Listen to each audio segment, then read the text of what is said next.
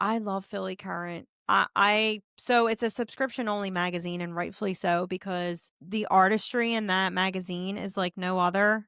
It's not something that you would see that you could just grab off the rack and pay like, at a corner store. The photography is like chef kiss, the written article, like when I got my article and read it, I literally cried. And I said to my husband, God forbid if anything happens to me, just read this for my eulogy because it was just Yeah. so beautifully written. And I think that's what sets it apart from other magazines. So I came across them through an event that I did with Diva Girl, and a couple of the people that were involved in that were in the magazine years prior. So I found them on Instagram and started following them, just forming that relationship. And they were following me, watching what I was doing. And then they just approached me and asked if I wanted to be featured in their magazine, to which I said, absolutely. I Yeah. love your magazine. I did my grandmother's steps. It was a lot. I will say it was more emotional for me just because I was very close to my grandparents. And I remember being like, in my 20s, which was like my hardest time, my early 30s was like a really hard time for me. And I remember sitting on those steps and not really knowing like if God had a plan for me. I was just so lost and I was a shell of a person. So, then taking those pictures on those steps and not saying like I made it or anything crazy like that, but it kind of brought me back to like, remember when you were sitting on the steps and Look didn't how know far, what yeah. God had for you? Like, look what you're doing. Look at It's a the full progress circle. that you made in life. Like, be proud of yourself, and It's a full circle moment. right, full circle. It was definitely a full circle moment.